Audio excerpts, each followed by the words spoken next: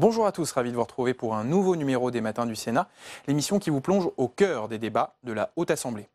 Ce matin, vous allez suivre le début de l'examen au Sénat du budget pour 2019. Les sénateurs ont conclu hier la discussion générale de ce projet de loi de finances et les débats ont évidemment porté sur la fiscalité écologique et la hausse de la taxe sur les carburants, à l'origine du mouvement des Gilets jaunes qui se rassembleront demain à Paris. Et cette hausse de taxe représente près de 4 milliards d'euros en plus dans les caisses de l'État l'an prochain. La Commission des finances du Sénat a montré que sur ces 4 milliards, seulement 20% devraient financer la transition écologique. Le reste devrait renflouer le budget de l'État. Durant l'examen de ce budget, la droite sénatoriale va supprimer cette hausse de taxes qu'elle estime injuste pour la population. Mais le gouvernement a défendu hier les mesures d'accompagnement de cette taxe censée calmer la colère des Gilets jaunes. Il est question par exemple de doubler la prime à la conversion pour l'achat d'un véhicule plus propre pour qu'elle atteigne 4 000 €. Et le gouvernement propose aussi de créer une prime pour changer sa chaudière au fioul. Le débat sur le budget 2019, c'est tout de suite. Nous débutons aujourd'hui l'examen du second projet de loi de finances du quinquennat d'Emmanuel Macron. Nous l'examinons dans des conditions particulières. La société française connaît des tensions exacerbées, qui sont latentes depuis de nombreuses années, mais qui s'expriment aujourd'hui concrètement jusque dans la rue. Face à ces tensions, nous devons examiner la situation budgétaire du pays et les solutions à apporter sans excès, sans caricature, avec responsabilité et modération.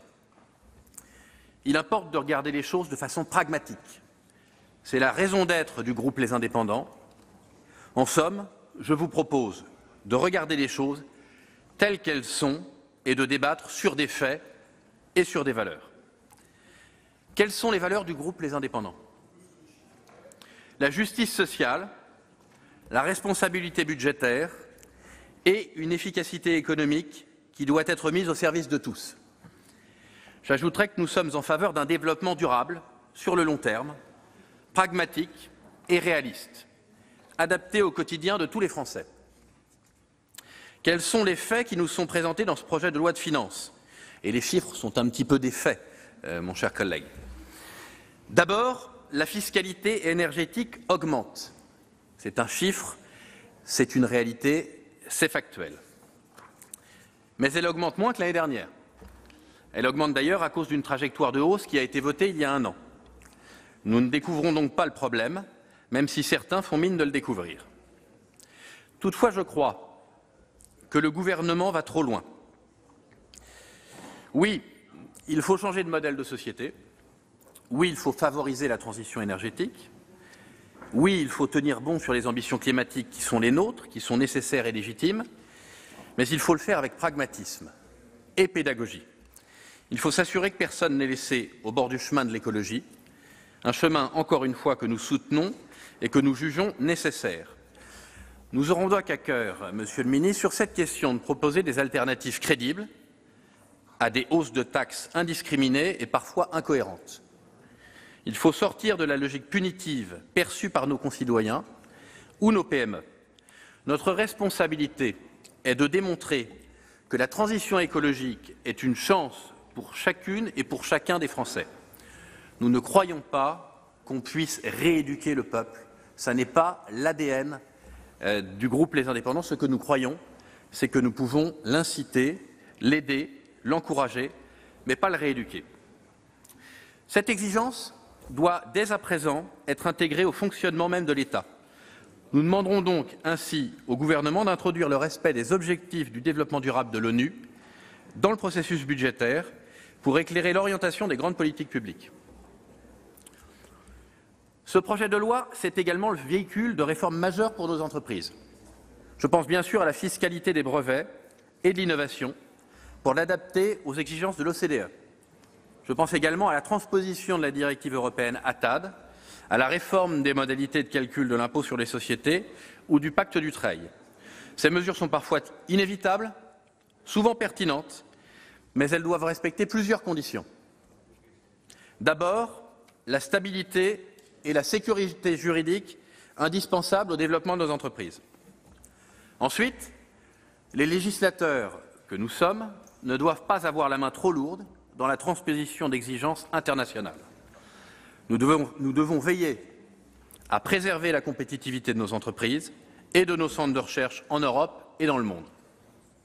Enfin, il faut absolument respecter la spécificité des PME et des entreprises de taille intermédiaire, qui sont essentielles à notre tissu économique et qui n'ont pas les mêmes capacités d'adaptation que les plus grandes. Nous saluons à cet égard, Monsieur le Ministre, l'esprit de ce budget, dans la lignée du précédent, qui vise à donner de l'air à nos entreprises et à placer l'emploi en premier. Nous aurons à cœur de contribuer à ce mouvement dans la discussion qui aura lieu dans les prochains jours. J'en viens à présent aux grands équilibres macroéconomiques et à la question de la dépense publique. Malheureusement, en 2019, le montant des économies reste très insuffisant. La réduction des déficits publics, par exemple, n'est pas satisfaisante. Certes, le déficit effectif est creusé par le basculement du CICE en baisse de charge, nous le comprenons, mais la réduction du déficit structurel qui mesure le véritable effort des administrations publiques est très faible et en contradiction avec nos objectifs européens. Ce déficit alimente une dette publique abyssale de l'ordre de près de 100% du PIB et qui ne cesse de se creuser. Je cite le Haut Conseil des finances publiques. La France n'aura pas encore amorcé, à l'horizon de 2019, la réduction de son ratio de dette publique au PIB, à la différence de la quasi-totalité des pays européens. Cette situation, dont vous avez certes largement hérité, j'en conviens, est intenable. Elle met en péril notre souveraineté nationale. Nous n'allons pas non plus assez loin dans la maîtrise de la dépense publique et nous restons le champion de l'Union européenne en la matière. Monsieur le ministre, Monsieur le Président, je crois que vous l'avez dit mot à mot ce matin. Et pourtant, nos marges de manœuvre s'amenuisent, qu'il s'agisse du prix du pétrole qui augmente, qu'il s'agisse des taux d'intérêt qui remontent, qu'il s'agisse des tensions sur le commerce international, les perspectives de la croissance mondiale se ternissent. Ces facteurs risquent de perturber ce projet de budget au moment de son exécution et de vous mettre, à un moment ou à un autre, face à des choix difficiles. La réponse à cette difficulté est bien sûr plus d'efforts dès maintenant. Plus d'efforts sur la dépense publique d'abord.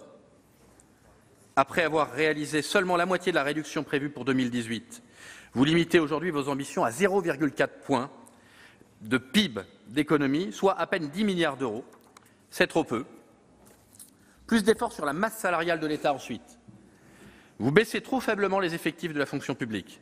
Nous sommes à 4 500 ETP en moins en 2019, après une baisse de 1 600 équivalents temps plein en 2018. Ça fait donc un total de 6 000 en 2 ans. Nous sommes loin, très loin, de la promesse de campagne de supprimer 50 000 postes sur le quinquennat. Et très très loin, mais ça ce n'était pas un engagement de votre part des 500 000 d'un autre candidat. Le passé nous enseigne que ce type de promesse ne se tient pas davantage en fin de quinquennat qu'au début. Je dois néanmoins saluer la sincérité accrue de ce budget, qui est réelle.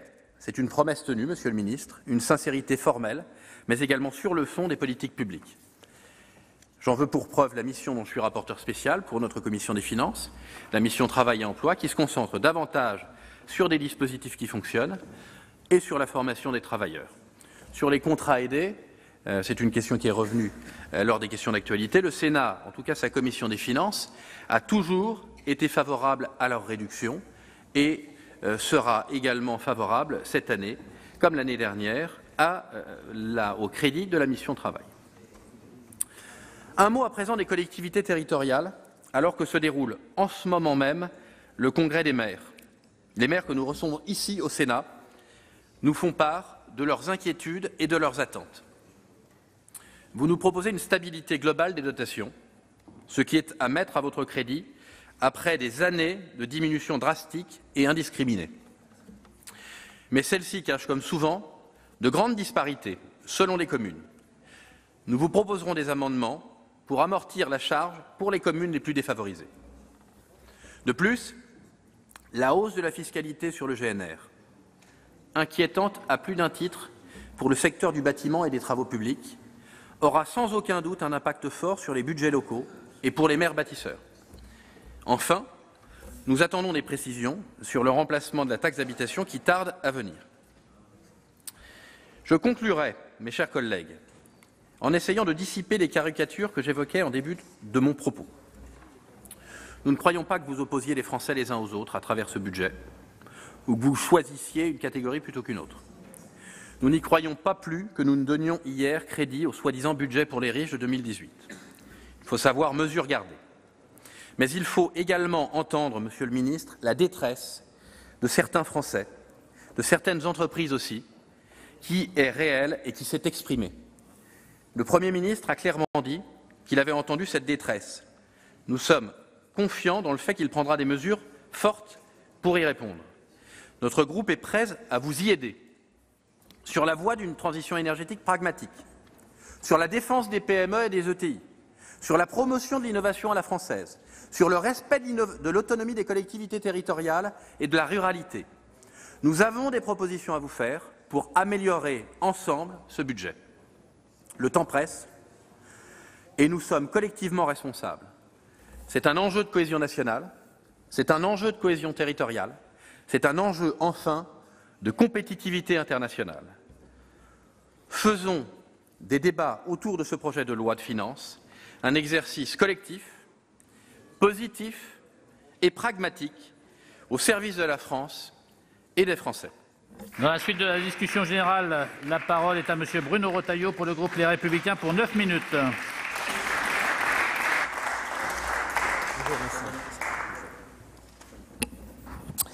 Monsieur le Président, Monsieur le Ministre, Monsieur le Président de la Commission des Finances, Monsieur le Rapporteur général, mes chers collègues, certes que le contexte que nous connaissons cette année et dans lequel nous allons devoir examiner ce projet de loi de finances est radicalement différent de celui que nous avons connu l'an passé pour le même examen de budget pour l'année qui est en train de s'achever.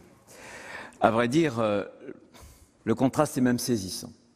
On a d'un côté des Français qui sont profondément déçus, déçus parfois jusqu'à l'exaspération, déçus au point de manifester bruyamment cette exaspération, ou parfois, ou plus souvent même, de façon très silencieuse, sondage après sondage. Et puis de l'autre côté, nous avons un gouvernement qui ne change jamais sa réponse. Invariablement, c'est la même, c'est une réponse compassionnelle. J'ai entendu le Président de la République la semaine dernière, j'ai entendu le Premier ministre.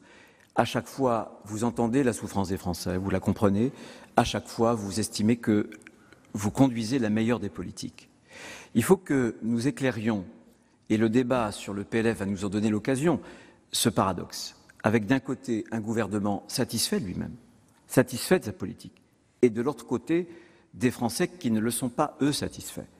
Alors, sont-ils insatisfaits par tempérament, parce que les Gaulois seraient réfractaires, parce que finalement, s'ils se plaignaient moins, la France irait mieux, elle se tiendrait mieux? Ou sont-ils insatisfaits parce qu'ils ont des vraies raisons? Je pense pour ma part qu'ils ont des vraies raisons, plusieurs raisons. La première, c'est qu'ils voient bien, au fil des mois, que votre politique, quand bien même vous la présentez comme la meilleure, ne produit pas de résultats. Le chômage baisse si peu, il se maintient à un niveau extrêmement élevé, l'inflation repart, et la croissance faiblit. Vous allez me dire et vous allez nous objecter qu'il vous faut du temps, peut-être. Alors essayons d'élargir le raisonnement, essayons de relever l'horizon, de prendre de la hauteur et d'aller voir chez nos voisins ce qui se passe vraiment.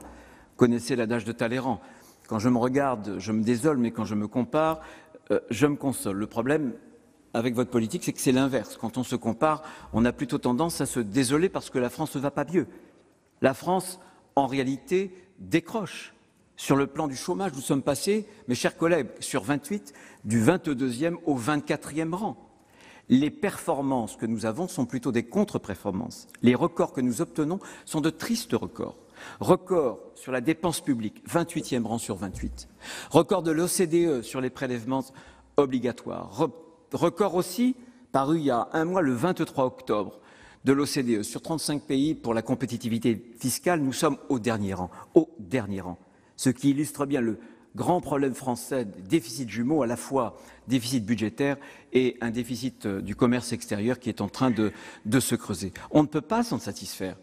Et ce budget est un budget de divergence. Albéric de Montgolfier l'a dit très bien, de divergence européenne. 31 milliards de plus que la France paiera sur ses intérêts pour sa dette par rapport à l'Allemagne. Alors, quelle légitimité dans quelques jours, dans quelques semaines, dans quelques mois est-ce que nous aurons, est-ce que vous aurez à morigéner l'Italie quand nous-mêmes, nous serons en piteux état pour nos comptes? Quelle légitimité peut avoir le président de la République à se présenter comme le héros de l'Europe, à faire la leçon pour tous les pays européens, quand lui-même est incapable de mettre un peu d'ordre dans ses comptes? Ça pose un vrai problème si aujourd'hui la France veut assumer un vrai leadership au niveau européen, pour les vrais Européens, et pas seulement pour les Européens du discours, les Européens des incantations, évidemment. Donc, première raison qu'ont les Français de cette déception, c'est parce qu'il n'y a pas de résultat. La deuxième raison, c'est parce que Emmanuel Macron n'est pas au rendez-vous de ses promesses. Une de ses grandes promesses, souvenez-vous, avec le monde nouveau, le nouveau monde, c'était la transformation. Y a-t-il une transformation? Ce budget, mes chers collègues, est-il un budget de transformation? Moi, je me souviens très bien de la déclaration de politique générale, de sa première déclaration de politique générale du Premier ministre. Il avait eu ces mots: l'addiction à la dépense publique, l'addiction française à la dépense publique. Qu'en faites-vous? Qu'en faites-vous? Vous en faites que la dépense publique continue à galoper, que pour la première fois depuis 10 ans, le déficit public en France est en train de repartir à la hausse, qui est assez exceptionnel d'ailleurs, malheureusement, en Europe. Que M. François Hollande, vous le connaissez bien, vous l'avez soutenu, pendant ses 2 premières années de mandat, a fait 37 milliards d'euros de dépenses publiques, et Emmanuel Macron, au même point, en fait 51 milliards. Alors, est-ce que vous osez encore nous donner des leçons? Franchement, un déficit qui est désormais celui de l'État, alors que les collectivités sont au vert et alors que la sécurité sociale est au vert. Seul l'État ne fait pas les efforts qu'il pour autant devrait faire. Et il n'y a aucune transformation dans la mesure où ce budget ne porte aucune réforme structurelle, puisque l'effort structurel français est précisément, mes chers collègues, de 2 fois moins par rapport aux exigences européennes. Voilà, la réalité, elle est là. Aucune réforme de structure, aucune réforme du périmètre de l'État, et vous attendez, comme sous le quinquennat précédent, exactement la même chose. Vous attendez demain, vous remettez demain pour les efforts sur la fonction publique que vous devriez faire déjà aujourd'hui. Je pense que c'est quelque chose de dramatique. En revanche, les vieilles recettes, elles sont là. Les recettes de décalage d'un certain nombre de mesures dans le temps, les recettes de rabotage sur les familles, sur les retraités, ça a déjà été souligné. Et puis, il y a une troisième raison sur laquelle je voudrais terminer. L'autre grande promesse d'Emmanuel Macron, au-delà même de la grande transformation, c'était de réconcilier les Français. Je pense que votre politique ne réconcilie pas les Français, mais qu'elle les oppose les uns aux autres. Sur le plan politique, je n'ai pas le temps de le montrer. Sur le plan économique, oui, cette politique est profondément injuste. Injuste quand vous concentrez les gains massifs de pouvoir d'achat sur à peine 2% des Français. La Commission des finances a fait de ce point de vue-là une excellente étude. Injuste aussi vis-à-vis des retraités qui subissent la triple peine. Une première peine qui leur a fait attendre 6 mois de plus pour la revalorisation des retraites, une autre sur la CSG, une autre enfin sur la désindexation des retraites, et puis injuste vis-à-vis des familles. François Hollande a commencé à casser la politique familiale. Vous chaussez ses chaussures, toujours pareil. Et enfin, injuste aussi pour tous ces Français qui ont besoin, ces Français des classes intermédiaires, ces Français de la ruralité, de la ruralité, qui ont besoin de leur véhicule diesel. Ils en ont souvent 2 pour pouvoir aller au travail, qui ont besoin d'acheter du fioul domestique pour se chauffer parce qu'ils n'ont pas du tout le choix, ils n'ont pas d'autre solution. Alors oui, moi je félicite la Commission des finances pour que nous ayons été cohérents par rapport à ce que nous avions dit déjà l'an dernier, que nous ne supportions pas et que nous demandions solennellement au gouvernement d'annuler les hausses qui sont prévues sur la TICPE. C'est fondamental. D'ailleurs, j'observe qu'aujourd'hui, dans des grands quotidiens du matin, un certain nombre de grands leaders de votre famille politique, en tout cas qui vous soutiennent, émettent aussi des doutes et vous demandent solennellement de renoncer à cette trajectoire qui est funeste. Vous savez, puisque vous êtes un budgétaire, on parle toujours de l'annualité budgétaire, mais c'est une réponse comptable. C'est une réponse technique. Qu'est-ce que cela signifie politiquement, la règle de l'annualité budgétaire? Ça a un sens politique. Ça veut dire que le consentement à l'impôt doit être annuel. On ne peut pas faire consentir les Français sur une trajectoire de 5 ans. C'est ça la règle de l'annualité budgétaire. Elle a une dimension proprement politique que vous avez totalement oubliée. Alors, Monsieur le Ministre, vous nous répondrez, et moi la seule question que j'ai à vous poser en achevant cette brève intervention, c'est que vous estimez que la politique que vous menez est la meilleure qui soit. Vous ne voulez pas en changer, vous estimez que votre cap est bon. Alors, pourrez-vous nous expliquer pourquoi cette politique ne produit pas de résultats? Dans la suite de la discussion générale, la parole est à Monsieur Rémi Féraud pour le groupe socialiste républicain pour 5 minutes.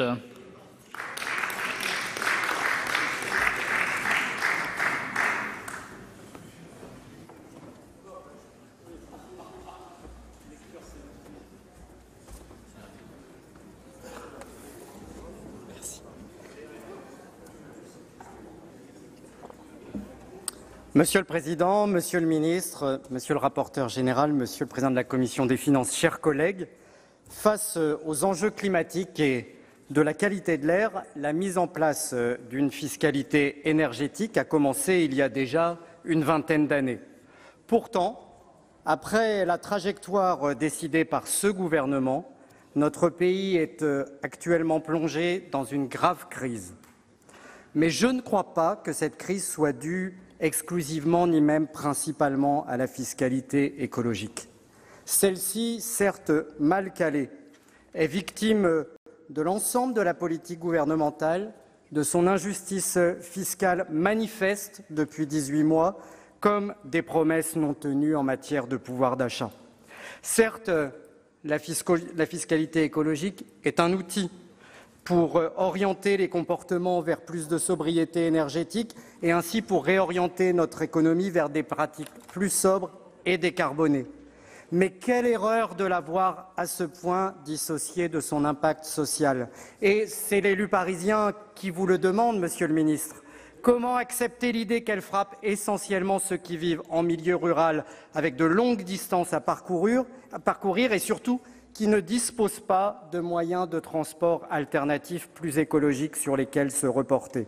Sans véritable mesure compensatoire à l'égard des ménages modestes les plus dépendants aux énergies fossiles, les mesures prises pénalisent de manière particulièrement dure et injuste leur pouvoir d'achat. Le gouvernement le sait d'ailleurs très bien, puisqu'il répète depuis quelques jours sans cesse qu'il comprend les Français qui protestent, mais il a décidé jusqu'à présent de ne rien changer. C'est une attitude dangereuse, car elle renforce les frustrations, nous le voyons bien ces jours-ci, et par conséquent, elle risque de mettre en danger même la notion de fiscalité écologique. Et c'est d'autant plus aberrant que de nombreuses pistes peuvent être ouvertes pour répondre au mécontentement qui s'exprime. Nous proposerons ainsi un amendement visant à revoir la trajectoire pour revenir à celle qui avait été définie lors de la loi relative à la transition énergétique de 2015. Contrairement à un gel complet ou à un moratoire durable, cela ne remettrait pas en cause la volonté d'aller vers un bilan carbone neutre de notre pays en 2050, mais permettrait de prendre en compte la hausse actuelle du prix du pétrole et de laisser le temps dans les années qui viennent de mieux répartir les efforts et de repenser les mesures d'accompagnement en faveur des ménages particulièrement pénalisés. On peut aussi, et Claude Raynal le disait tout à l'heure, envisager la mise en place d'un mécanisme permettant de préserver le pouvoir d'achat des ménages par le moyen d'une TICPE flottante. Il permettrait de rendre aux consommateurs les surplus des recettes de TVA qui sont engrangés par l'État du fait de la hausse des cours du pétrole, comme l'avait fait le gouvernement Jospin en 2001. Nous proposerons là aussi un amendement en ce sens. On nous répondra que l'effet serait minime, mais alors pourquoi le refuser par principe? Par ailleurs, et c'est le point essentiel, nous considérons que les recettes des taxes sur l'énergie devraient être intégralement redirigées vers des actions en faveur de la transition énergétique, et c'est certainement là que le bât blesse le plus. Ce n'est malheureusement pas ce qui est fait comme le montre encore le reversement de 600 millions d'euros de recettes de TICPE vers le budget général de l'État, marque d'une absence de volontarisme total en matière de transition énergétique. C'est un mauvais signal envoyé, car tout ce qui contribue à faire de la taxe carbone une taxe de rendement budgétaire lui fait perdre de sa légitimité. Alors que de nombreuses pistes d'amélioration des politiques publiques existent, comme l'aide à la rénovation thermique, à l'isolation des logements, à l'augmentation de la prime à la conversion automobile, aide à laquelle le gouvernement se convertit lui-même lentement, sans parler de la nécessité dans cette période transitoire d'apporter un soutien financier plus important aux plus modestes pour payer leurs factures de chauffage ou de carburant. Enfin, je profite de cette intervention pour renouveler notre proposition, mais en réalité très largement partagée, d'une conférence nationale sur le financement de la fiscalité écologique, afin de sortir par le haut et avec tous les partenaires concernés de la crise actuelle et de l'impasse dans laquelle s'est mis le gouvernement. Car la fiscalité écologique n'est pas isolée. Au contraire, elle devrait être une composante de la lutte contre les inégalités. Il n'est plus possible de concevoir séparément politique environnementale et politique sociale. Pour notre part, au groupe socialiste et républicain, nous pensons que cette transition énergétique est une bataille collective, qu'elle ne peut se gagner que dans le cadre d'un contrat social juste et donc accepté par les Français. Nous avons la conviction que c'est possible si la volonté politique est là, bien sûr. Dans la suite de la discussion, la parole est à Monsieur Bernard Delcros pour le groupe de l'Union centriste pour 10 minutes.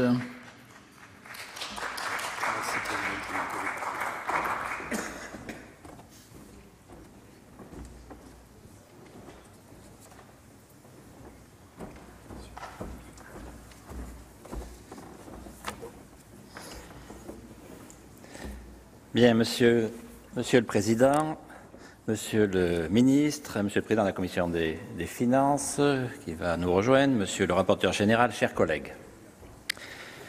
Monsieur le Ministre, lors de la présentation du projet de loi de finances pour 2018, le gouvernement a fixé des objectifs à court et moyen terme et je voudrais à cet instant revenir sur plusieurs de vos engagements et les examiner au regard de la loi de finances pour 2019.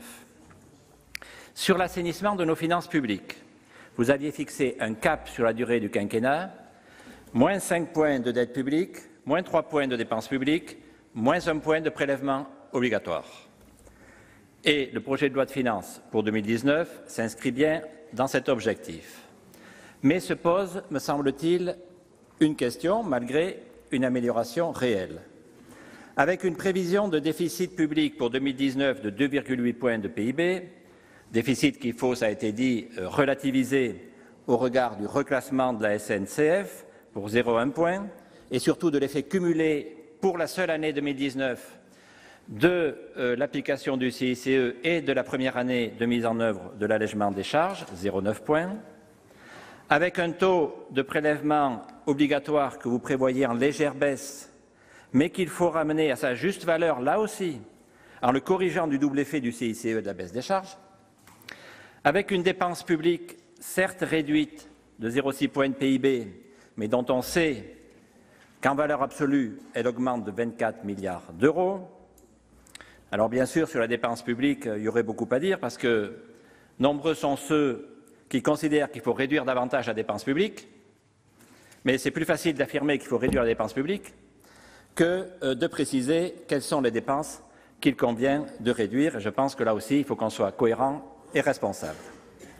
Avec un niveau d'endettement qui baisse légèrement de 0,1 point de PIB, mais qui augmente en valeur absolue de 67 milliards d'euros, et alors que s'assombrit le ciel conjoncturel, notamment avec le ralentissement de la croissance, pensez-vous, Monsieur le Ministre, pouvoir tenir le cap, pouvoir atteindre les objectifs fixés et gagner ce pari que l'on sait difficile mais nécessaire du redressement de nos comptes publics?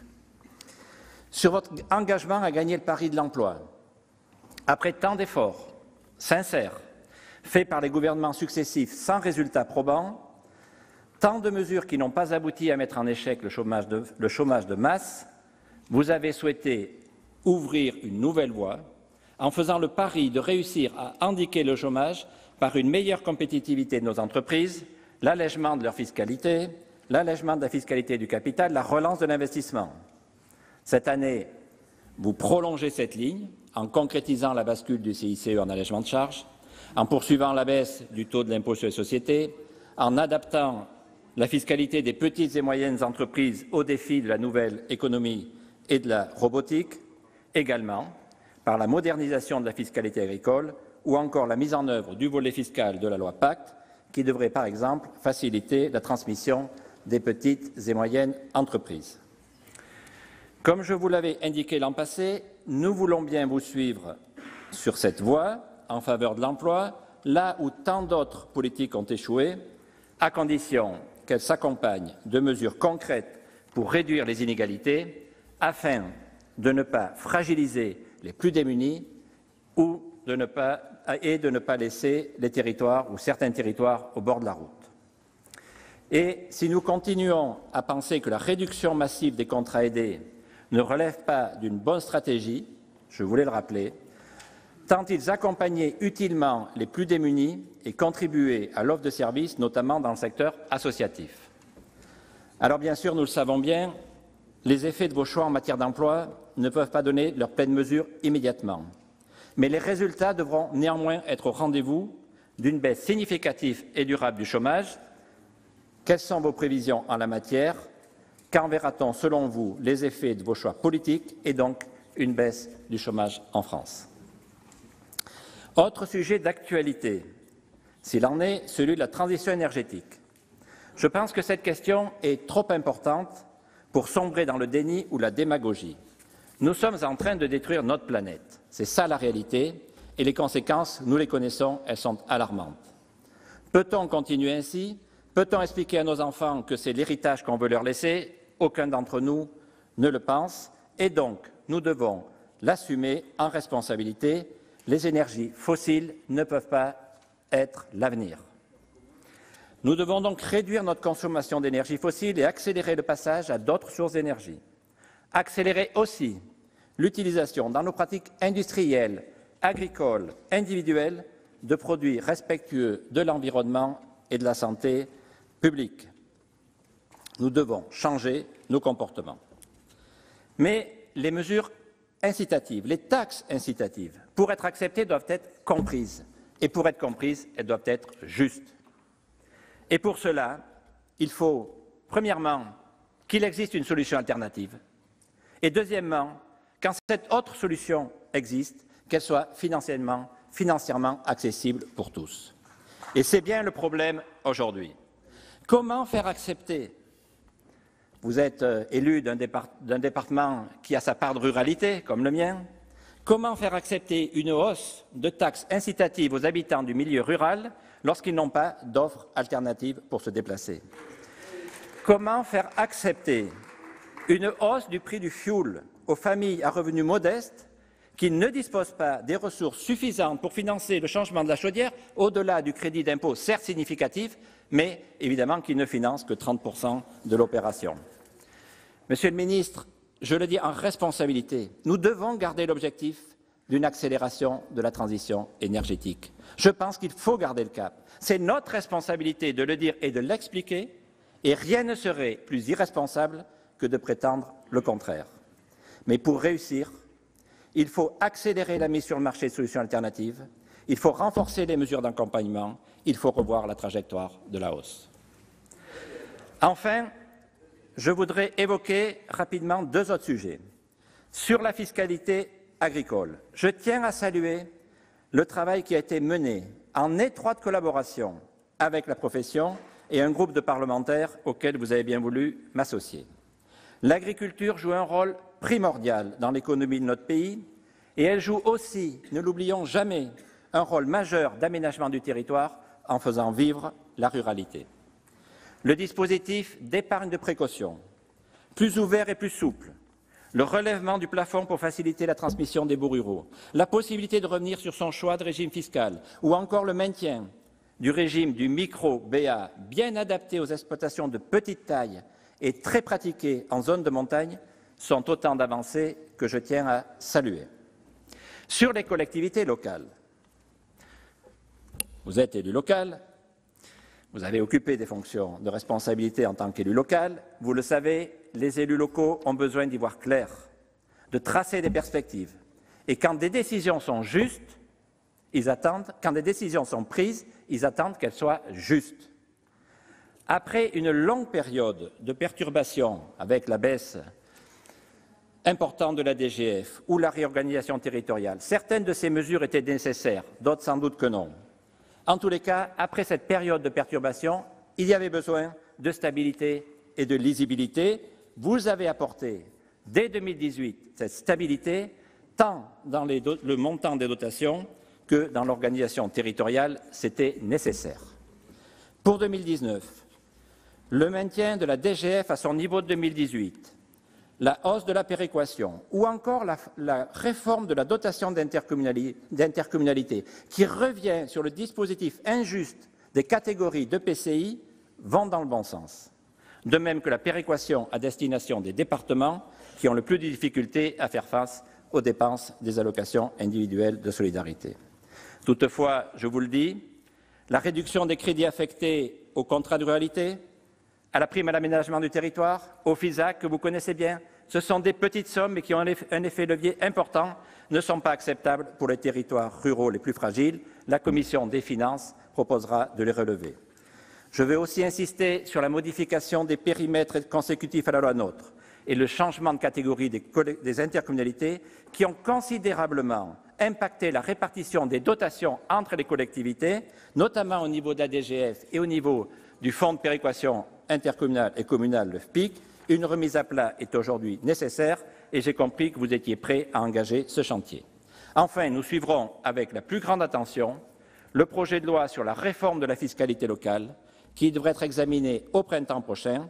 La Commission des finances a d'ores et déjà fait des propositions concrètes sur ce sujet. Je vous remercie. Merci, chers collègues. Quelques mots d'abord pour rappeler que ce projet de loi de finances comporte un certain nombre de réformes structurelles. D'abord en matière de compétitivité, puisque c'est une diminution de 19 milliards d'euros que nous mettons en place pour permettre et accompagner la création d'emplois, avec le renforcement des mesures d'allègement qui avaient déjà été programmées, comme avec la mise en place d'un allègement en remplacement du crédit impôt compétitivité pour l'emploi.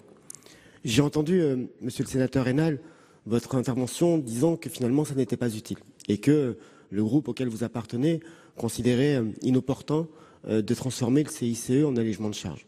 Ne voyez pas de malice à ce que je vous rappelle que c'est pourtant un engagement de François Hollande devant le monde des entreprises à l'occasion des vœux qu'il avait prononcés en 2016, 2 ans après que nous ayons mis collectivement en place ce crédit d'impôt. Nous pensons que c'est au contraire une mesure utile, une mesure qui nous permettra à la fois de simplifier le travail des entreprises et qui, en année 2019, permettra aussi aux entreprises de bénéficier d'une trésorerie conséquente dont nous espérons qu'elle favorise l'investissement. Par ailleurs, nous poursuivons la volonté de revaloriser le travail avec une exonération des cotisations qui entre en vigueur pleinement et avec la volonté d'exonérer les heures supplémentaires de cotisations sociales à compter de l'automne prochain, ainsi que de supprimer le forfait social à la fois sur l'intéressement et la participation selon la taille des entreprises. Ces mesures sont financées par des économies qui sont substantielles. Certaines de ces mesures d'économie ont été évoquées par les uns ou par les autres. Nous pouvons citer par exemple le gel du point d'indice en matière de fonction publique qui représente une économie d'1,8 milliard d'euros, la revalorisation maîtrisée de différentes prestations sociales ou encore la limitation à 2,5% de l'ONDAM, même si avec un taux de 2,5%, c'est un des ONDAM les plus élevés de ces 10 dernières années. Au total, à l'échelle de ce PLF, ce sont plus de 6 milliards d'euros de pouvoir d'achat que nous rendons aux ménages, avec, il est vrai, 3 milliards d'euros de fiscalité supplémentaire, dont une partie est liée à la fiscalité écologique, j'y reviendrai dans un instant, mais surtout 9 milliards d'euros d'allègement, dont 4 autour de la question des cotisations salariales ou 3,8 autour des heures de la taxe d'habitation, pardonnez-moi. J'ai entendu, monsieur le président Retailleau, que vous vous inquiétiez de l'absence de résultats à cette politique. Vous me permettrez de m'inscrire en faux, en tout cas ça lui sera rapporté j'imagine, puisqu'au contraire nous considérons que cette politique porte ses fruits avec un déficit public inférieur à 3% dès 2017 pour la première fois depuis 11 ans, qui a été reconduit et qui sera reconduit en 2018 et que nous tiendrons aussi en 2019, même si, et je remercie celles et ceux qui l'ont noté, nous avons un ressaut du déficit en 2019 du fait de la transformation du CICE en allègement de charges. Le déficit de 2019 est en réalité de 1,9%, auquel il faut ajouter de manière extrêmement conjoncturelle les 0,9 points de PIB qui correspondent à cette double année en matière de CICE. La dépense publique est très nettement ralentie, avec une stabilisation totale en volume pour 2018, puisque nous serons sur un taux en volume à 0%. Et plus largement, nous pouvons noter que la confiance est retrouvée, notamment auprès des acteurs économiques, puisque le dernier baromètre de l'attractivité Ernst & Young indique que 77% des investisseurs étrangers notamment déclarent avoir confiance dans l'avenir de l'industrie en France. Pour ce qui concerne le chômage, je veux souligner devant vous que celui-ci a connu une baisse de près d'1 point depuis 2016. Pour les plus jeunes, cette baisse est encore plus importante puisqu'elle est de 2,6 points en un an, et il faut le souligner. Est-ce que cela signifie que ces résultats sont suffisants? Non.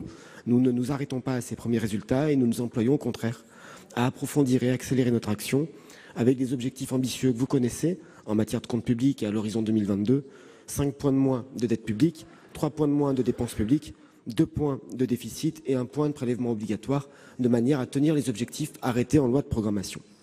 Dans cette trajectoire, l'État prend toute sa charge et toute sa part, contrairement à ce que certains d'entre vous ont pu affirmer. Les dépenses de l'État pour la norme pilotable baisseront de 0,5% en volume en 2019, soit une augmentation en valeur de 0,8%, et il faut le comparer à une hausse de 2,3% des dépenses locales, investissement et fonctionnement compris, ou encore de 2,5% des dépenses d'assurance maladie. En matière de fiscalité écologique, puisque à la fois les dispositions de ce projet de loi de finances comme l'actualité invitent les uns et les autres à souligner cet aspect. Je ne peux que rappeler pour commencer ce qui a déjà été fait et le redire, le répéter devant vous. La hausse de la TICPE et la trajectoire carbone, dont je rappelle qu'elle a été votée à l'occasion du mandat précédent, et ce qui semble parfois oublié, ne tient pas son caractère écologique de son affectation. Et d'ailleurs, ce n'est pas à une assemblée parlementaire que j'apprendrai que le principe d'universalité budgétaire empêche, ou en tout cas interdit, la généralisation des affectations de ressources. Sinon, nous n'aurions plus une loi de finances, mais un simple empilement de comptes d'affectation spéciale. Le principe de la fiscalité comportementale que nous mettons en œuvre tient au fait de décourager la consommation de produits nocifs pour notre santé ou pour notre environnement, et non pas de financer des dépenses nouvelles, et cela explique largement la philosophie qui est la nôtre en matière de fiscalité écologique. Le Premier ministre a annoncé récemment de nouvelles mesures d'accompagnement qui amplifient un effort déjà considérable du PLF 2019. Je veux souligner que le budget du ministère de la Transition écologique et solidaire est en hausse de 3,1%, soit plus d'1 milliard d'euros, sur un total de 34,2 milliards d'euros, ce qui, au passage, en termes d'ordre de grandeur, est à rapprocher du fruit de la fiscalité écologique et environnementale.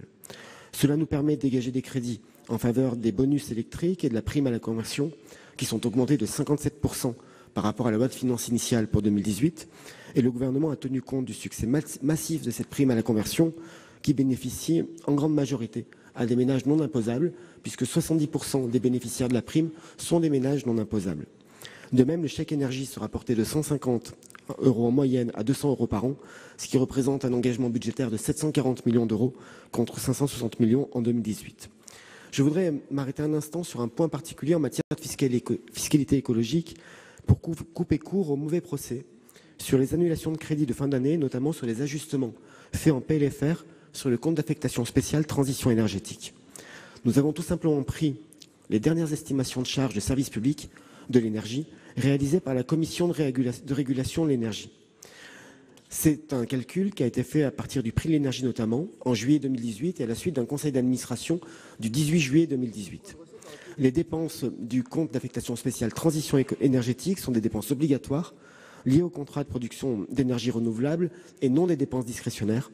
Ces dépenses se révélant moins élevées que prévu, l'État ne va pas surcompenser les opérateurs en 2018 car ce serait une dépense à la fois inutile et illégitime. Un mot, si vous me le permettez, sur l'outre-mer pour dire que les crédits de la mission outre-mer sont en hausse d'une manière inconnue jusqu'alors. C'est une hausse sans précédent, avec plus de 20%, puisque la mission totalise 2,4 milliards d'euros dans le PLF 2019. Suite aux assises des Outre-mer, la ministre a en effet, et vous l'avez rappelé, Monsieur Lurel, des décisions courageuses au bénéfice direct des territoires ultramarins. La suppression de la TVA NPR, dont toutes les évaluations montraient qu'il s'agissait d'un dispositif obsolète et inefficace, comme la révision de l'abattement de l'IR pour les seuls ménages les plus favorisés, soit les 4% de ménages les plus rémunérés. Nous aurons, à l'occasion de la discussion d'un certain nombre d'articles, l'occasion, et en présence de la ministre des Outre-mer, de revenir sur chacune de ces dispositions. Je tiens à souligner que ces économies ont été entièrement réallouées au budget des Outre-mer, avec des aides directes à l'investissement et au développement économique pour plus de 170 millions d'euros. Un mot enfin sur la question des collectivités territoriales, pour remercier les différents intervenants qui ont pris soin de souligner que d'une manière globale, les concours de l'État aux collectivités territoriales étaient stabilisés. Ils s'élevaient à 47,8 milliards d'euros en 2017, 48,1 milliards d'euros en 2018 et ils sont prévus à hauteur de 48,2 milliards d'euros dans le PLF 2019. La question a été posée du lien, ou en tout cas de l'explication à trouver et à donner entre le maintien de la DGF à un niveau absolument stabilisé et les évolutions connues par de nombreuses communes. La répartition de la DGF tient à deux aspects. Le premier aspect est évidemment un aspect démographique et l'augmentation ou la diminution de population peut entraîner une variation de la dotation forfaitaire. Le deuxième aspect tient à des mécanismes propres et internes à la DGF. Le premier relève de l'écrêtement de la dotation forfaitaire pour financer des emplois internes, notamment en matière d'augmentation de la péréquation verticale. Le second tient au fait que la DGF est aussi allouée aux communes, et notamment pour ses parts péréquées, la DSU, la DSR et souvent la DSR cible, au potentiel financier agrégé des communes. Le potentiel financier agrégé des communes tient compte d'indicateurs socio-économiques propres à la commune, mais aussi propres à l'intercommunalité d'appartenance. La modification importante de la carte intercommunale au 1er janvier 2017 a, d'une manière automatique, entraîné une modification forte de nombreux potentiels financiers agrégés des communes qui ont vu leur intercommunalité d'appartenance évoluer. Cela explique que, alors qu'en 2017, dernière année de baisse de dotation, la DGF avait été versée sur la base du potentiel financier pour sa part péréquée de 2016, avant le changement de l'intercommunalité, alors qu'en 2018, la DGF a été versée pour la part péréquée sur la base du potentiel financier agrégé du dernier exercice connu, soit 2017, après la modification de la carte intercommunale.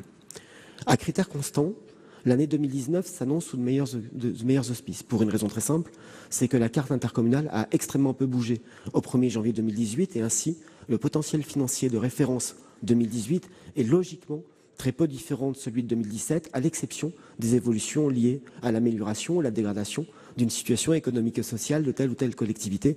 Et je crois que c'est de nature à être rassurant. Vous avez aussi évoqué, Madame Lavarde, la question des variables d'ajustement. C'est devenu, à mon sens, le symptôme du fait que le système de financement des collectivités territoriales est arrivé à bout de souffle, puisque bien souvent dans nos débats, au Sénat comme à l'Assemblée, nous sommes plus concentrés sur la question des variables d'ajustement et de leur répartition que sur la question des dotations forfaitaires et du plus important, des dotations versées. En 2017, dans la loi de finances initiale, les variables d'ajustement s'élevaient à 923 millions d'euros. En 2018, elles s'élevaient à 323 millions d'euros, dont ont été retranchés par décision de gestion, environ 120 millions d'euros au titre de la DCRTP des intercommunalités que Gérald Darmanin et moi-même avons décidé de ne pas minorer après l'adoption du projet de loi de finances pour 2018. Nous sommes aujourd'hui à 144 millions d'euros. Je cite ces trois chiffres, plus de 900, 323 et 144, pour démontrer l'effort que le gouvernement fait afin de minorer les variables d'ajustement à répartir et ainsi nous éviter à la fois ces débats, mais aussi le sentiment d'injustice que connaissent les collectivités dont la dotation baisse du simple fait des variables d'ajustement. Le président de la République a indiqué hier devant les maires réunis à l'Élysée qu'il souhaitait, qu'il était favorable à un débat sur les modalités de répartition, tout en soulignant combien il était difficile d'aboutir à une solution qui satisferait tout le monde, tant on sait que l'enveloppe est normée et que les marges de manœuvre budgétaires sont quand même relativement contraintes. Il a aussi, en écho à ce que vous avez évoqué, et ce que d'autres ont évoqué, je pense notamment au sénateur Delcros, évoqué la question de la fiscalité locale pour indiquer qu'un projet de loi de finances rectificative serait présenté au printemps 2019. Le Premier ministre, il y a un instant, a indiqué devant le Congrès des maires que ce serait à la mi-avril devant le Conseil des ministres. Nous avons un objectif qui est de tenir l'engagement pris par le Président de la République l'année dernière à la même période, d'assurer aux collectivités une compensation intégrale, une ressource qui soit pérenne, qui soit juste et qui soit durable. Nous aurons à travailler dans les prochaines semaines sur de nouvelles modalités de répartition du fruit des impôts locaux. Nous aurons à travailler et à préciser ce qui doit être compensé parce que supprimé et ce qui ne sera pas compensé parce que non supprimé. Et nous avons d'ores et déjà indiqué la volonté du gouvernement de ne pas supprimer la taxe d'habitation. Peut-être faudra-t-il en changer les termes, mais de ne pas supprimer la fiscalité liée aux résidences secondaires, ni supprimer les outils à la main des élus locaux en matière notamment de lutte contre la vacance des logements ou d'une exploitation commerciale particulière, comme on peut en trouver en zone touristique et à Paris notamment. Cela nous permettra aussi d'ouvrir un débat sur la manière dont les collectivités et l'État pourront continuer à percevoir un certain nombre de taxes ou d'impôts. Je pense à la contribution pour le financement de l'audiovisuel public, à la taxe ou la redevance d'enlèvement des ordures ménagères, ou encore à la taxe spécifique et facultative mise en place dans le cadre de la gestion des milieux aquatiques et de la prévention des inondations. Autant de sujets auxquels nous veillerons. Cela nous permettra, à l'occasion de ce PLFR spécifique, d'arrêter le modèle de financement et le modèle de la répartition des impôts locaux restants après 2021 et la période d'extinction de la taxe d'habitation. Dans l'attente de la fin de cette période d'extinction, nous continuerons à compenser les communes grâce à la technique du dégrèvement, qui est la plus protectrice, puisque les maires qui perçoivent la taxe d'habitation en 12e ont pu constater que ces 12e ne diminuaient pas, mais qu'au contraire, les 12e avaient intégré le dynamisme des bases et un certain nombre de revalorisations. Et voilà pour cette discussion générale sur le budget 2019. Vous avez vu le président du groupe Les Républicains, Bruno Retailleau, très remonté contre ce budget, car selon lui, les finances publiques vont se dégrader, le déficit du budget se creuse, il va passer de 2,6% à 2,8% de la richesse nationale, et la droite critique des mesures qui pourraient diminuer le pouvoir d'achat. Par exemple, le gel des aides sociales, les pensions de retraite, les aides au logement et les allocations familiales. Et puis évidemment, cette hausse de la taxe sur les carburants qui provoque le mouvement des gilets jaunes. Sur ce point, les sénateurs socialistes proposent une taxe flottante, c'est-à-dire qui baisse si le cours du pétrole augmente, et inversement, pour ne pas faire flamber les prix à la pompe. Et c'est une proposition qui est relayée par le président du MoDem, François Bayrou, mais à laquelle le gouvernement a déjà dit non. Et après cette discussion générale, les sénateurs sont entrés dans le vif du sujet avec l'examen des articles et ils ont commencé par valider la contribution de la France au budget de l'Union européenne. Elle s'élève à 21,5 milliards d'euros, soit plus de 5% de nos dépenses. Je vous laisse écouter ce débat. Nous allons maintenant examiner l'article 37 relatif à l'évaluation du prélèvement opéré sur les recettes de l'État au titre de la participation de la France au budget de l'Union européenne. Dans le débat, la parole est à Monsieur Patrice Joly, rapporteur spécial de la Commission des finances pour 5 minutes. Monsieur le Président, Monsieur le Ministre, mes chers collègues, nous examinons aujourd'hui le montant de la contribution de la France au budget européen pour 2019. Ce débat est très encadré puisqu'il s'inscrit dans le cadre financier pluriannuel de l'Union européenne prévu pour les années 2014-2020. Toutefois, ce n'en est pas moins un exercice important répondant à une exigence de transparence et de démocratie. En 2019, le montant du prélèvement sur recettes est estimé à 21,5 milliards d'euros contre 19,9 milliards d'euros inscrits en loi de finances pour 2018. Si l'on y ajoute 1,7 milliard d'euros de droits de douane, la contribution totale de la France s'élève à 23,2 milliards d'euros. Pour la deuxième année consécutive, le montant du prélèvement européen est en hausse et il atteint même un niveau inégalé depuis 2014. Les causes de cette hausse sont bien connues. Elles proviennent essentiellement d'un effet de rattrapage de la consommation des crédits européens, en particulier ceux dédiés à la politique de cohésion et au développement rural.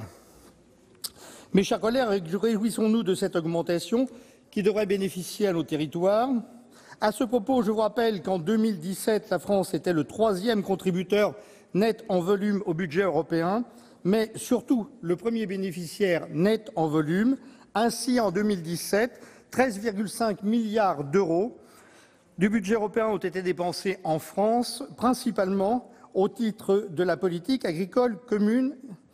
L'examen du montant du prélèvement sur recettes met cependant en évidence deux inquiétudes. Premièrement, celle de la volatilité du prélèvement sur recettes et de son impact sur les finances publiques. L'évaluation inscrite dans le projet de loi de finances est en réalité bien fragile. Elle dépend des prévisions de l'Union européenne, des éventuels budgets rectificatifs et des corrections apportées sur les exercices antérieurs. L'année 2017 nous a montré à quel point cette évaluation était difficile à réaliser, puisque l'écart entre la prévision et la réalisation s'est élevé à plus de 2,3 milliards d'euros. Il semble que nos partenaires européens rencontrent les mêmes difficultés que nous pour évaluer le montant de leur contribution. Mon second sujet de préoccupation est celui des difficultés rencontrées ces dernières années pour le versement des primes de la PAC aux agriculteurs et celui du retard du décaissement des crédits européens pour le développement rural. C'est particulièrement criant pour certains programmes, comme le programme LEADER. Sur 700 millions d'euros prévus pour la période 2014-2020, seulement 10% d'euros ont été effectivement payés à ce jour. Alors que les dépenses européennes en France sont conséquentes, ce sont les territoires les plus fragiles qui peinent à en bénéficier.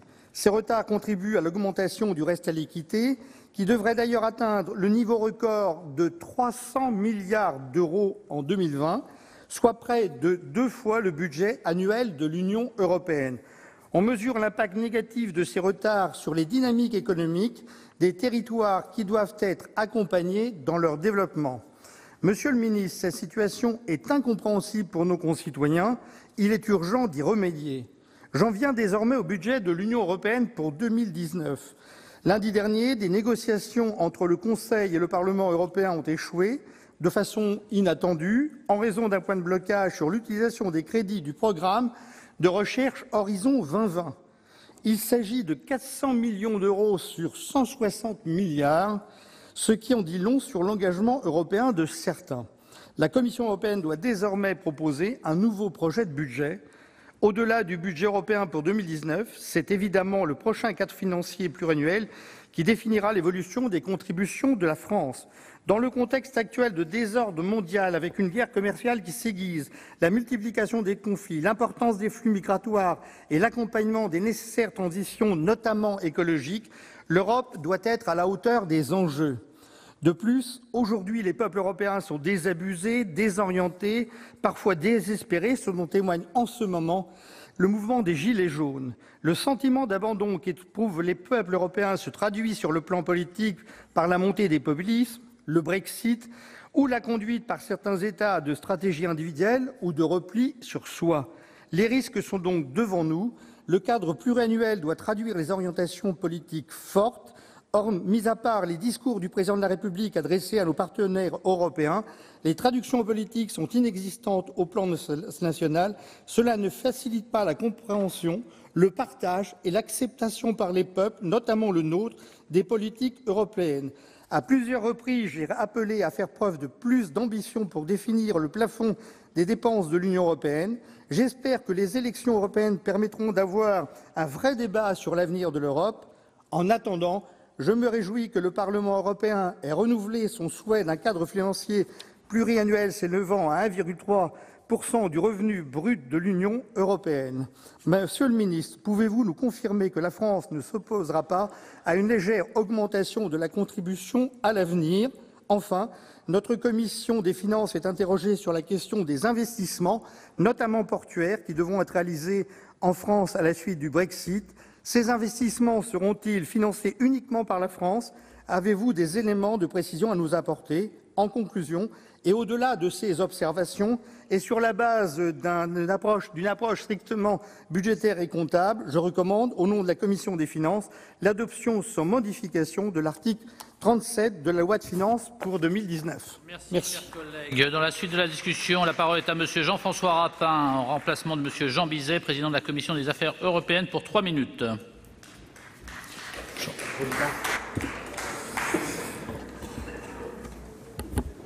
Bien, Monsieur le Président, Madame la Ministre, Monsieur le Ministre, Monsieur le rapporteur spécial, permettez-moi d'ailleurs de saluer votre travail, Monsieur Patrice Joly, en tant que rapporteur spécial de la Commission des Finances.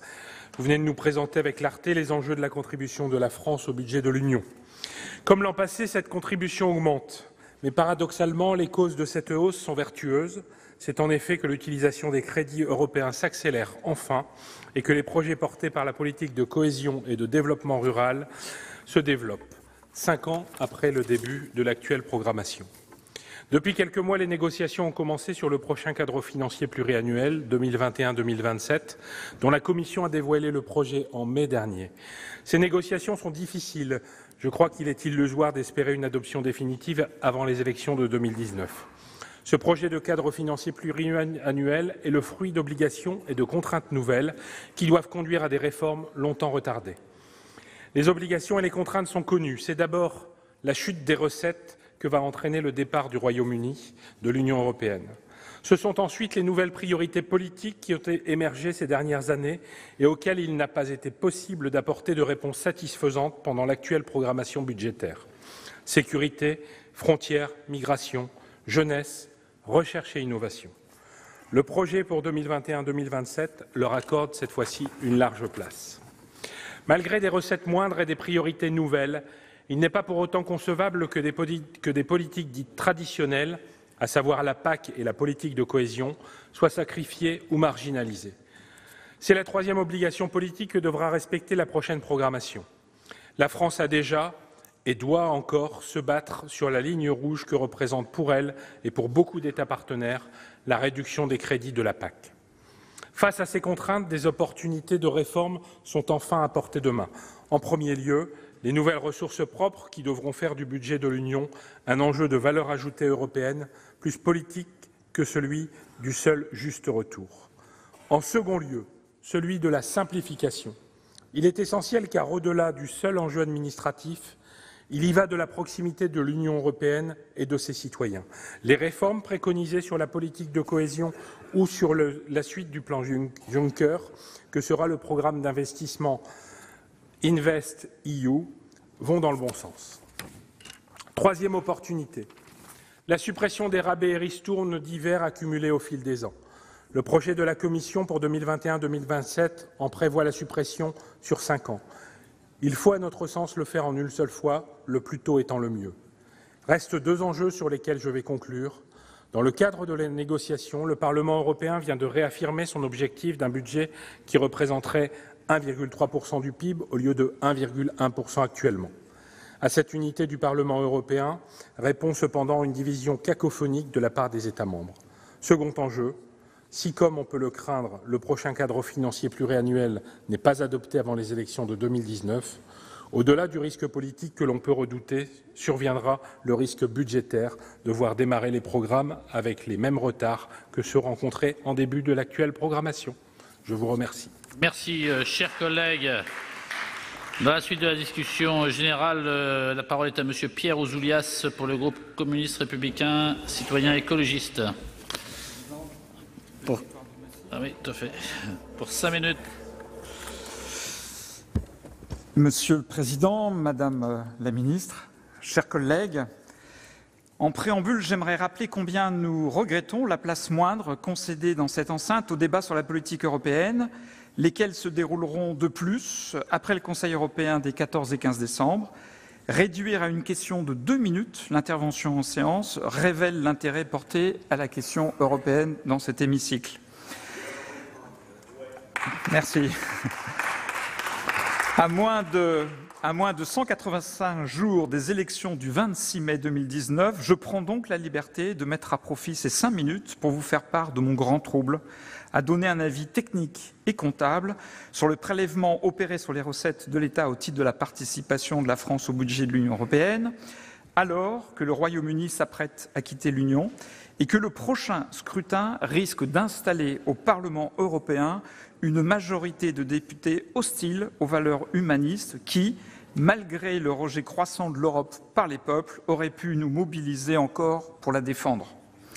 Il nous est donc demandé de nous prononcer sur la contribution à un budget pour lequel les conséquences de la sortie du Royaume-Uni ne sont pas connues et dont nous ne savons pas quelle utilisation politique en fera la future majorité du Parlement européen. À ces incertitudes majeures s'ajoute le désaccord entre le Conseil et le Parlement européen qui oblige la Commission à tenter de trouver un compromis entre 2 propositions de budget dont le montant diverge d'environ 2 milliards, soit un peu plus d'1% de son montant global. Je vous rappelle que ce dernier ne représente qu'un petit peu plus de 1% du PIB communautaire. L'élaboration de ce dernier budget de la mandature du Parlement aurait pu être l'occasion d'une discussion sur le fond et d'une réflexion sur le projet européen. Une seule priorité fait consensus, la protection des frontières extérieures et la gestion du phénomène migratoire.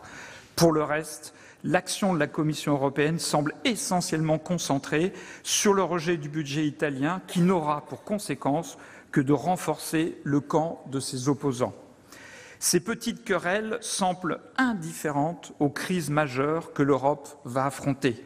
Elles ne sont pas dignes des espoirs placés dans la construction européenne par les générations sorties du chaos de la dernière guerre. Elles m'évoquent une œuvre du poète grec Constantin Cavafi, dont je vous lis 2 extraits. « Qu'attendons-nous rassemblés sur l'agora? On dit que les barbares seront là aujourd'hui. Pourquoi cette léthargie au Sénat? Pourquoi les sénateurs restent-ils sans légiférer? Parce que les barbares seront là aujourd'hui. À quoi bon faire des lois à présent? Ce sont les barbares qui les feront bientôt. Pourquoi ce trouble, cette subite inquiétude? Comme les visages sont graves. Pourquoi place et rue si vite désertées? Pourquoi chacun repart-il chez lui le visage soucieux? Parce que la nuit est tombée et que les barbares ne sont pas venus. Et certains qui arrivent des frontières disent qu'il n'y a plus de barbares. Mais alors, qu'allons-nous devenir sans les barbares? Ces gens étaient en somme une solution. Comme sur l'agora de Constantin Cavafi, il semble que l'évocation des barbares, ceux de l'intérieur pour certains et de l'extérieur pour d'autres, soit devenue l'unique préoccupation d'élites incapables de proposer aux citoyennes et aux citoyens un projet transcendant qui puisse à la fois nous éviter les repliements nationalistes et la gestion libérale et technocratique au nid d'une part toujours plus importante des peuples européens. Écoutez la jeunesse. Son désir d'Europe est ambitieux, généreux et prometteur. Elle s'est forgée progressivement dans la tourmente des renoncements successifs une conscience européenne nouvelle qui demande pour les citoyens de cette union future plus de droits sociaux, plus de solidarité entre les territoires, une défense sans compromis des libertés individuelles, une association étendue et renouvelée au fonctionnement démocratique des institutions européennes et, au-dessus de tout, une action d'envergure en faveur de l'environnement et du climat, car l'Union européenne est le seul espace et la seule institution dans lequel et par laquelle il serait possible d'agir efficacement pour sauver notre humanité en danger. Aucune de ces ambitions n'est portée par le projet de budget européen. Pourquoi accepter ainsi la catastrophe annoncée? Qu'il est stimulant, chers collègues, de pouvoir aborder les questions européennes, même en 6 minutes, même par le biais du prélèvement au titre de la participation de la France au budget de l'Union européenne, quand le débat européen, central pour notre vie politique, est maintenant relégué à de rares séances de questions-réponses techniques. Oui, chers collègues, le Sénat gagnerait à se saisir de la politique européenne. Merci pour la confirmation de cette convergence. Quelques observations rapides. Premièrement, la contribution de la France au budget de l'Union européenne s'établit à 21,515 milliards d'euros pour 2019 et doit être approuvée. Que le quinquennat précédent est loin, quand à la fin de chaque année, l'exécution partielle des engagements budgétaires européens offrait une recette importante, sans fatigue. Même chose pour les charges d'intérêt de la dette ou la réduction des dotations aux collectivités. Toutes ces économies, sans grand effort et sans mérite, ont été brûlées dans l'augmentation des dépenses publiques. Avec une meilleure exécution en fin de mandat de la Commission, notre budget 2019 doit, à l'inverse, absorber une augmentation de la contribution de plus de 8%. Deuxième observation, nous ne pouvons pas tout demander à l'Europe sans lui en donner les moyens. La première pédagogie vis-à-vis de nos concitoyens est d'expliquer que le budget de l'Union européenne sera en 2019 de 165,5 milliards d'euros, quand celui de notre pays sera de 390,8 milliards d'euros et de plus de 500 milliards pour notre budget social. Très clairement l'inverse de ce dont notre opinion publique est probablement convaincue. Troisièmement, gardons-nous de tout doubler discours. L'un à Paris, l'autre à Bruxelles, pour le futur cadre pluriannuel 2021-2027. À 1,11%, je dois utiliser des mots du jargon européen, du revenu national brut, il ne sera pas possible d'absorber la perte des 14 milliards d'euros de la contribution britannique ou des politiques nouvelles de 20 à 30 milliards d'euros qui sont souhaités par l'Europe en matière, par exemple, vous le savez tous, de migration, de défense ou de lutte contre le terrorisme. Cela supposerait de monter la participation des pays à 1,2%, mais la France en a-t-elle les moyens? En a-t-elle la volonté? Et si oui, au prix de quelles économies parallèles? Nous ne sommes pas très loin du sujet d'actualité qui paralyse au moins partiellement notre pays et qui préoccupe à juste titre chacune et chacun d'entre vous. Cette question de notre niveau de participation et en particulier de la capacité budgétaire de notre pays à y faire face conditionne les questions des fonds de cohésion et de la politique agricole commune que vous venez, chers collègues, d'évoquer. Avec quelles ressources propres? L'Europe dépend de la contribution des États, encore plus, autorisez-moi le parallèle, que nos collectivités dépendent des dotations de l'État. L'autonomie fiscale, revendiquée par les collectivités locales françaises, est aussi un sujet pour l'Union européenne, avec un arrière-plan des ressources telles que la taxation sur les plastiques, mais peut-être de manière plus importante, la question des revenus très sous-fiscalisés de l'économie numérique. Alors que les solutions à nos problèmes principaux sont largement européennes, la maîtrise des migrations, par exemple, ne se joue pas à l'échelle d'un seul État, mais engage plusieurs modes d'action convergents à l'échelle du continent européen. Les États-Unis, la Chine, la Russie, vous le savez tous, entre autres, ont engagé un nouveau cycle historique et, à ce titre, probablement durable, dans lequel le rapport de force est devenu une forme de norme sociale mondiale. Le défi n'est donc pas lancé à la France, pas plus qu'à la Belgique ou à la Suède ou à tel autre pays européen. Il est lancé à tous les Européens qui ont constitué avec le temps le premier marché mondial, la première économie, et qui, instruits par les souffrances de l'histoire, connaissent l'importance d'une régulation multilatérale ou les risques générés par des inégalités économiques toujours plus grandes. C'est dire, mes chers collègues, en conclusion, que le bon sens, la raison, l'expérience, vous prendrez la base que vous souhaitez, veulent que nous portions une ambition européenne et pas simplement une ambition discours, pour reprendre une formule que j'ai entendue dans la discussion générale tout à l'heure sur la loi de finances. Et s'il vous restait un doute, les fractures britanniques, l'angoisse devant le saut dans le vide devraient nous en convaincre. Merci de votre attention. Merci, chers collègues. Monsieur Ouzoulias, vous l'avez évoqué, un accord n'a pas pu être trouvé sur le budget européen 2019 lors de la conciliation entre le Parlement européen et le Conseil des ministres qui s'est achevée lundi soir à Bruxelles. La même situation s'était produite il y a 4 ans pour le budget 2015. Durant ces discussions, le Conseil a veillé à garantir le financement des priorités politiques tout en assurant une budgétisation prudente en crédit dans le but de conserver la marge nécessaire pour faire face aux imprévus en cours d'année. La négociation a échoué, en grande partie en raison d'un point de principe sur la technique budgétaire auquel le Parlement est attaché. Il s'agit de la possibilité de recycler des crédits non consommés dans le cadre des programmes de recherche. Mais sur ce point, le Conseil s'y oppose traditionnellement et ne veut pas créer de précédent. Ce blocage, vous l'avez bien dit, ne paraît pas à la hauteur des enjeux.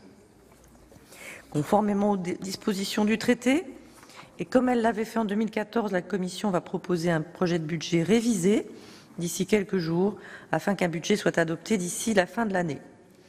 Je rappelle que si ce désaccord devait persister, l'Union passerait alors, comme elle l'a fait à 3 reprises dans les années 80, au système des 12e provisoires, mais ce n'est évidemment pas ce que nous souhaitons.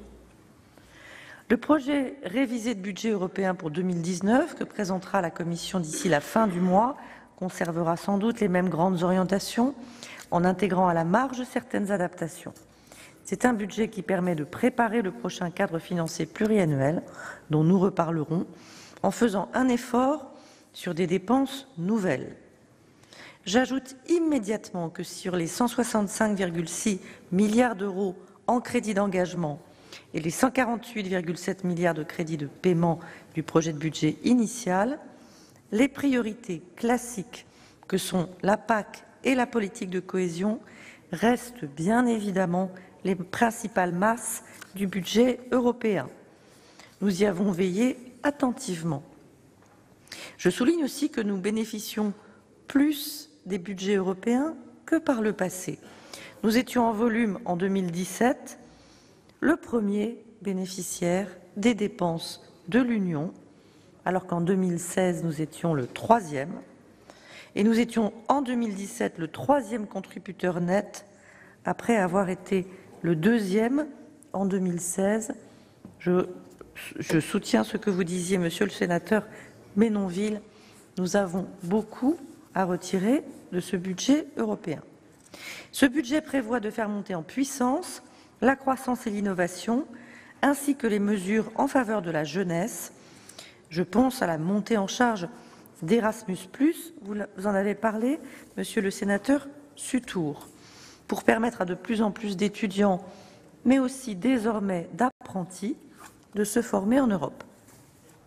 Dans le même temps, il contribuera à une meilleure politique migratoire et à un meilleur contrôle des frontières de l'Union, ainsi qu'à une plus forte solidarité au-delà de ces frontières, en continuant notamment à financer l'accompagnement, l'éducation et l'hébergement des personnes qui fuient les conflits en Syrie et ailleurs. Autre priorité nouvelle et importante, les questions de défense. L'année 2019 marquera une avancée majeure pour le volet industriel et capacitaire de l'Europe de la défense, composante incontournable de l'autonomie stratégique européenne. Un programme européen dédié permettra en effet aux entreprises européennes d'unir leurs forces pour financer des projets en commun. Il préfigure ainsi le futur Fonds européen de défense que la Commission européenne propose de doter de 13 milliards d'euros dans le prochain cadre financier pluriannuel 2021-2027. Cela m'amène tout naturellement à évoquer avec vous les prochaines perspectives financières pour l'après-2020. Comme vous l'avez souligné, notamment monsieur le sénateur Rapin, la sortie du Royaume-Uni de l'Union entraînera par la même occasion le départ d'un important contributeur net au budget européen, en complexifiant d'autant une négociation qui requiert déjà l'unanimité des États membres. Je doute que nous ayons un accord comme le souhaiterait la Commission avant les élections européennes, ou encore que nous puissions dégager dès décembre de premiers niveaux de financement du prochain cadre financier pluriannuel. Ce serait d'ailleurs un étrange message que de dire aux électeurs que les priorités et les moyens budgétaires correspondants sont définis avant qu'ils ne se soient exprimés. Je l'ai rappelé le 12 novembre dernier lors du Conseil Affaires Générales. Le Conseil européen y reviendra au mois de décembre. Parmi les défis auxquels l'Europe est confrontée, de nouvelles priorités sont apparues ou montent en puissance. Les migrations, les enjeux de sécurité et de défense, je l'ai mentionné à l'instant, ou bien encore la compétitivité de l'économie européenne à travers l'innovation et la recherche, tout comme l'avenir de notre jeunesse et le changement climatique. Vous avez raison, monsieur le sénateur Ouzoulias. Pour autant, nous ne saurions en aucun cas sacrifier les politiques traditionnelles et tout spécialement la politique agricole commune, qui n'a rien perdu de son actualité, bien au contraire. Vous êtes nombreux à l'avoir dit. Je le redis donc à nouveau devant vous, la PAC ne peut pas être la variable d'ajustement du Brexit et une baisse de ses moyens ne sera pas acceptée. Nous sommes parvenus à mobiliser largement, et ce sont aujourd'hui 21 États membres qui ont demandé un maintien du budget de la PAC à son niveau actuel pour l'Union européenne à 27. Par ailleurs, le budget doit traduire la solidarité de l'Union et refléter ses valeurs. C'est pourquoi la France soutient aux côtés de nombreux États membres la proposition de la Commission de renforcer le lien entre l'octroi de financement européen et le respect des valeurs fondamentales de l'Union. Nous estimons d'ailleurs qu'il convient d'aller plus loin afin que le budget européen puisse également favoriser la convergence des États en matière fiscale et sociale, essentielle au bon fonctionnement du marché intérieur. J'ajoute que nous souhaitons intégrer au cadre financier pluriannuel à 27 un budget de la zone euro pour les 19. Bruno Le Maire et son collègue allemand Olaf Scholz ont présenté nos idées à cet égard le 19 novembre. Le départ du Royaume-Uni représente une occasion historique de remettre à plat le système de financement du budget européen. La Commission a fait des propositions qui vont dans le bon sens, mais il nous faut aller jusqu'au bout de cette logique. C'est pourquoi nous demandons la suppression totale et immédiate des rabais, Monsieur le sénateur Rapin, et soutenons également la mise en place de nouvelles ressources propres, comme vous l'avez indiqué, Madame la sénatrice Mélot ou Monsieur le sénateur Bonnecarrère, notamment dans le domaine environnemental, mais aussi du numérique. Monsieur le rapporteur Joly, Monsieur le sénateur Sutour, la France a indiqué qu'elle était prête à un budget à 27 en expansion sous plusieurs conditions. Une modernisation des politiques, des conditionnalités dans l'emploi des fonds, de nouvelles ressources propres et une suppression complète des rabais. Un dernier mot enfin sur votre question, Monsieur le rapporteur Joly, concernant le financement des investissements. Je voudrais notamment parler du financement des investissements portuaires induits par le Brexit. Ce budget est fondé sur une hypothèse, celle de l'obtention d'un accord de retrait. Nous y sommes au niveau technique. Il est vraisemblable qu'un sommet se tiendra dimanche et que les 27 soutiendront l'accord de retrait et la déclaration politique sur la relation future et l'Union européenne. Mais vous êtes plusieurs à y avoir fait allusion. Il reste une incertitude, celle de la ratification par le Parlement britannique. Cette incertitude est forte. Ce n'est pas la première s'agissant du Brexit, mais nous devons être prêts à tous les scénarios. Et donc, quoi qu'il en soit, le gouvernement est particulièrement conscient des enjeux qu'implique, en particulier pour nos ports, la sortie du Royaume-Uni, notamment pour faire face aux nouvelles formalités de contrôle. C'est d'ailleurs vrai, quelle que soit la date à laquelle ces contrôles devraient être mis en place, dès le 30 mars en cas d'absence d'accord de retrait, à la fin de la période de transition, si la nouvelle relation future justifie ces contrôles. Le coordonnateur national nommé par le Premier ministre est en train de finaliser l'estimation des besoins avec l'ensemble des acteurs concernés. Et j'étais pour ma part avec le Premier ministre la semaine dernière à Dunkerque pour évaluer directement avec les acteurs du port de Dunkerque les investissements à faire, les recrutements à mener et l'organisation de ces contrôles dont nous avions perdu l'habitude dans le trafic transmanche. Pour ne parler que du volet européen qui nous concerne aujourd'hui, je vous confirme que nous travaillons pour que les programmes communautaires permettent de financer des adaptations au Brexit dès maintenant, puis le cas échéant, dans les premières années du prochain cadre financier pluriannuel. La Commission ouvrira par ailleurs en décembre prochain un appel d'offres du mécanisme d'interconnexion en Europe, doté de 65 millions d'euros pour cofinancer des projets de liaison transfrontalière et pour la connexion et le développement des ports maritimes du réseau global.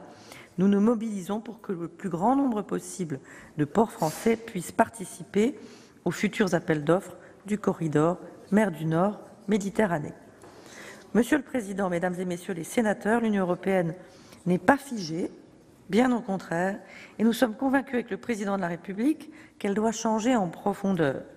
J'ai d'ailleurs recueilli à ce propos les remarques et les propositions de nos concitoyens, vous y faisiez allusion, Madame la sénatrice Mélot, lors des consultations citoyennes sur l'Europe. Ce travail de refondation est engagé. L'Union déterminera par le prochain cadre financier pluriannuel ses grands choix politiques pour la période à venir. D'ici là, le budget européen pour 2019 donnera les moyens à l'Union et à la France d'être plus efficaces, plus fortes, plus protectrices. C'est pourquoi, au nom du gouvernement, je vous demande d'autoriser le prélèvement sur recettes au profit de l'Union européenne pour l'année 2019. Je vous remercie. Merci, Madame la Ministre. Donc, l'ensemble des groupes se sont exprimés, Madame la Ministre aussi. Donc, nous allons passer au vote sur l'article 37. Donc, je mets aux voix l'article 37. Qui est pour cet article 37? Qui est contre? Qui s'abstient? Il est adopté.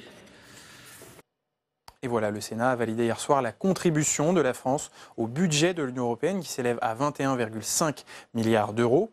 Et dans ce débat, les sénateurs ont déploré le retard des aides européennes versées en retour à la France, et notamment les aides de la politique agricole commune ainsi que les crédits pour les territoires ruraux. La part de la France dans ce budget européen est en hausse cette année d'1,6 milliard d'euros et elle devrait continuer d'augmenter avec le Brexit et le retrait du Royaume-Uni de l'Union européenne. Je rappelle qu'un accord a été trouvé sur le Brexit et ouvre une période de transition de 2 ans pour sceller le divorce avec les Britanniques. Mais pendant cette période de 2 ans, le Royaume-Uni devra se comporter comme un membre de l'Union européenne comme les autres et donc payer sa part du budget. C'est la fin de cette émission. Merci de nous avoir suivis. Vous pouvez voir toutes nos émissions sur notre site internet publicsénat.fr. Je vous souhaite une très bonne journée et un très bon week-end sur les chaînes parlementaires.